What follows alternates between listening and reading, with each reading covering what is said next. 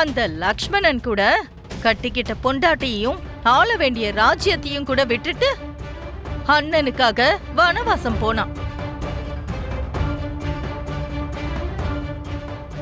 அந்த வனத்துல அண்ணாக்காகவும் அண்ணிக்காகவும் எடுபுடி வேலைகள் எல்லாத்தையும் செஞ்சான். எங்க ஏன் பையனும் அப்படிதான் உங்களுக்காக அடிமை மாதிரி எடுபடி வேலை செஞ்சிட்டு இருக்கான். எதுக்காக இப்படி பேசுற தேவியானி? வயசுல பெரியவ, நீயே இப்படி பேசினா எப்படி?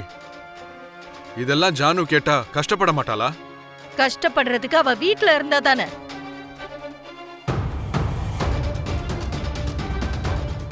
ஆனாலும் அவளுக்கு எப்பவுமே அக்காவை பத்தின கவலையே தவிர புருஷனை பத்தி எப்ப கவலைப்பட்டிருக்கா? என் புள்ள மேல எனக்கு தவிர வேற யாருக்கும் அக்கறை இல்ல. நீங்க என்னென்னமோ மனசுல வச்சுக்கிட்டு பேசுறீங்க சின்னத்த. உங்களோட நோக்கம் என்னன்னு சொல்லுங்க. சொல்ல வேண்டியது நீதான் அக்கா.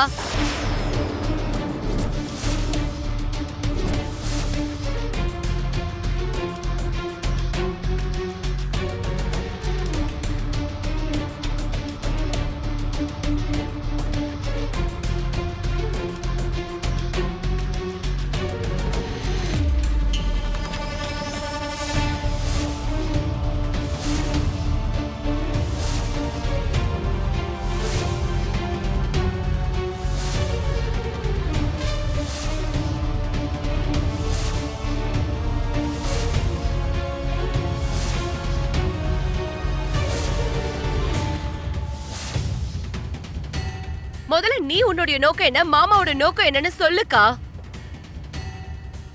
ஜானு, ஜானு,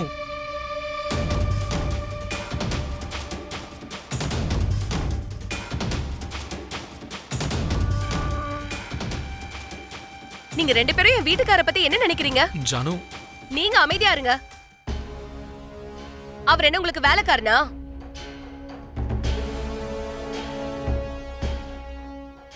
டிரைவரா, பிஏவா, பியூனா, இல்ல அடிமையா?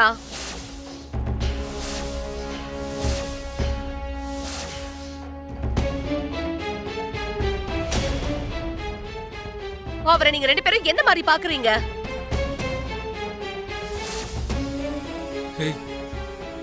ஜானு, இப்ப ஏன் இப்படி எல்லாம் பேசுற ஜானு? அவ கரெக்டா தாண்டா பேசிட்டு இருக்கா. கேட்டதுக்கு பதில் சொல்லு லக்ஷ்மி. உன் தங்கச்சி தான் கேக்குறால. நான் உனக்கு தங்கச்சியாவே இருக்கலாம்க்கா. அவர் மாமாக்கு தம்பியா கூட இருக்கலாம். ஆனா அவங்க அவங்களுக்கு கொடுக்க வேண்டிய மரியாதையா கொடுத்தாகணும்.